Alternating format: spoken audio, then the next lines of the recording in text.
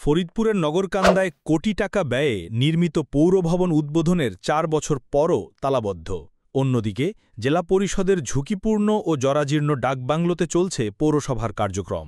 পৌরসভার এই অদ্ভুত অব্যবস্থার কারণ কি? বিস্তারিত নিয়ে senior staff reporter Shafiqul Islam জনির report. একটি আধুনিক পৌর ভবন দীর্ঘ প্রতীক্ষার পর উদ্বোধন হয়েছিল গর্বের সাথে, কিন্তু উদ্বোধনের ৪ বছর পেরিয়ে গেলেও সেখানে শুরু হয়নি কোনো সরকারি কার্যক্রম। ৩,৬৪,০০,০০০ টাকা ব্যয়ে নির্মিত সেই ভবন আজ পড়ে আছে তালাবদ্ধ ও পরিত্যক্ত। অন্যদিকে জরাজীর্ণ এক ডাকবাংলোয় চলছে পৌরসভার দাপ্তরিক কাজ। প্রশ্ন জাগে, এত টাকা খরচ করে ভবন নির্মাণ, কিন্তু ব্যবহার নেই কেন? কারা এর নেপথ্যে, আর কার স্বার্থে ভবনটি ব্যবহারের বাইরে? ২০২১ সালের সেপ্টেম্বরে ছিল এর আনুষ্ঠানিক উদ্বোধন, অথচ এখন ভবনটি রক্ষিত তো নয়ই, বরং স্থানীয়দের অভিযোগ এটি পরিণত হয়েছে মাদকসেবী ও জুয়ারিদের নিরাপদ আস্তানায়। কোনো কিছু চালু হয় নাই। এখানে রাত্রে ২, ৪, ১০, ২০, ৫০ জন মানুষ সবসময় আসে, বাবা টাবা গেঁথে খায়, আর রাস্তায় যা পারে খেয়ার খড়ি পালা আগুন ধরে দিয়ে যায়। সেদিনকে আমার ৬০,০০০ টাকার খেয়ার পড়ে হেলেছে, আরেকজনের ১০,০০০ টাকার খড়ি পড়ে হেলেছে, আরেকজনের ১০,০০০ টাকা খড়ি পড়ে হেলেছে। আমরা চাইছি যে যদি ভালো হয় চালু হোক, এই আর কি। এখানে রাত্রেবেলা দিনবেলা সব সময় আড্ডা চলে, রায়তো নাই দিনও নেই, ২৪ ঘন্টাই। চালু না হওয়ার প্রধান কারণ হইতেছে অপরিকল্পিতভাবে এই ভবন নির্মাণ করছে। এখানে অনেকগুলো টাকা খরচ করে পুরো করের মাধ্যম দিয়ে আর কি। এটা একটা বিশাল একটা বিল, একটা বিশাল একটা ফাঁকা জায়গা বিল। এই বিলের মাঝখানে এনে এটা করছে অপরিকল্পিত, কোনো একটা পরিকল্পনা করে রাস্তা না করেই তারা এই ভবনটা করে, এবং এখন জোর করে রাস্তা নেওয়ার জন্য চেষ্টা করতেছে পৌর ভবনে। এখন একজন বলতেছে আমি জায়গা কিনছি, আর কার কাছ থেকে কিনছে, কিভাবে কিনছি, তাকে আমি অনেকবার ফোন দিচ্ছি, সে ফোন দেয় না। সে যদি আসতো তাহলে বুঝতে পারতাম যে আসলে ঘটনা কি এখানে। এখন আমার জায়গার বিরুদ্ধে জোর করে সেই বালি ফেলাইছে, বেকু আনছে, আমি এসে বাধা দিছি।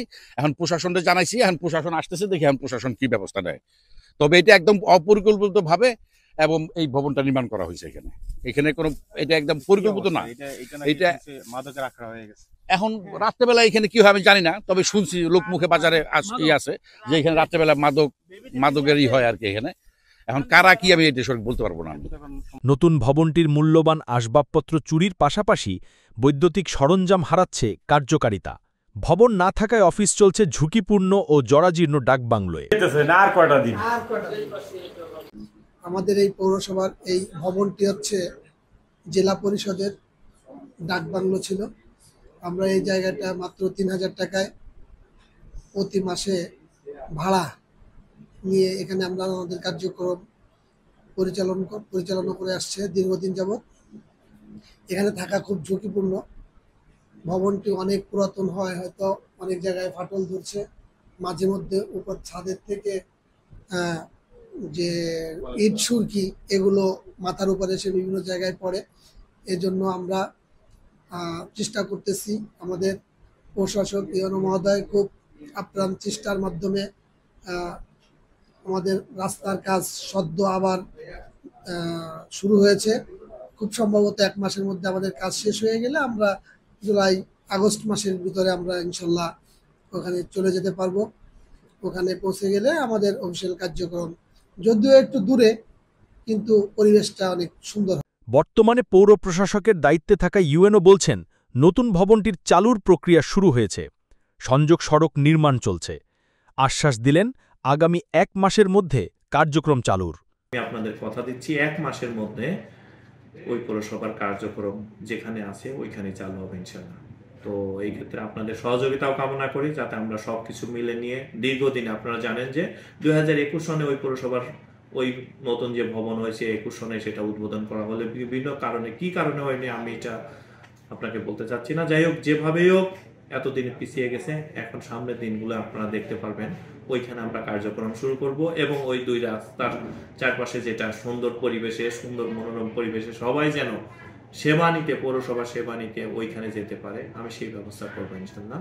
এক্ষেত্রে আপনারাও আন্তরিক থাকবেন, আমিও আন্তরিক আছি। আমাদের চেষ্টা আর আন্তরিকতার কোনো ঘাটতি থাকবে না, এতটুকু আমি আপনাকে বলতে পারি। এবং আমি এই বিষয়টা আমার নজরে আসার পরেই আমি বিভিন্ন ব্যক্তির সাথে কথা বলি যে কিভাবে আমরা ওই পৌরসভার ওইখানে অ্যাক্টিভেশন শুরু করতে পারি।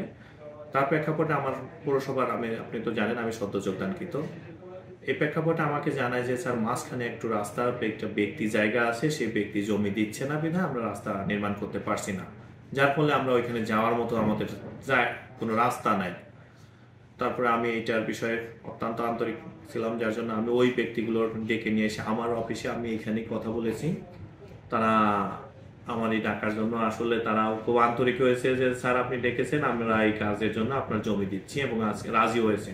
এবং আপনি আরও শুনে আনন্দিত হবেন যে এই রাস্তার কাজ অলরেডি শুরু হয়েছে। এবং আমাদের কৃষি অফিসারের সাথে আমি কথা বলেছি, তার এইখানে আমাদের যে একটা তাল গাছের একটা বরাদ্দ আসছে আমাদের উপজেলাতে 175টা।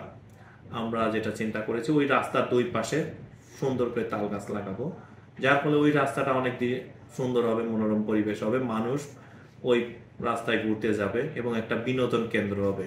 এবং আমি বিদ্যুৎ অফিসের সাথে কথা বলেছি, আমাদের 6 লক্ষ টাকা লাগবে, যেটা বিদ্যুতের লাইন, ওইখানে লাইট সবকিছু এটা লাইটের ইসে চলে আসবে। তখন আমাদের ওইখানে কার্যক্রম চলবে, আমাদের নাইট গার্ডগুলো থাকবে, আমাদের গাড়িগুলো ওইখানে থাকবে, ওইখানে সম্পূর্ণ কার্যক্রম। নাইট গার্ড যখন থাকবে তখন তো এইভাবে আর মাদক সেবীদের জন্য আখড়াও থাকবে না, আবার আমরা নিয়মিতভাবে আপনারা যাবেন আমরা যাব, তখন আর ওই মানুষগুলো ওইখানে তাদের এই অবৈধ কাজগুলো পরিচালনা করতে পারবে না, এবং নগরকান্দা পৌরসভা হবে সেবার আশ্রয় কেন্দ্র। আমি এটাই মনে করি। একদিকে কোটি টাকার ভবন পড়ে আছে অচল, অন্যদিকে ঝুঁকিপূর্ণ ভবনে চলছে পৌর কার্যক্রম। তবে ফাঁকা ভবনে চলছে অসাংগঠনিক কার্যক্রমও। বিষয়টি খতিয়ে দেখে ব্যবস্থা নেওয়ার দাবি স্থানীয়দের। আপনার স্বপ্নের যাত্রা হোক ফ্লাই ইনফিনিটির সাথে।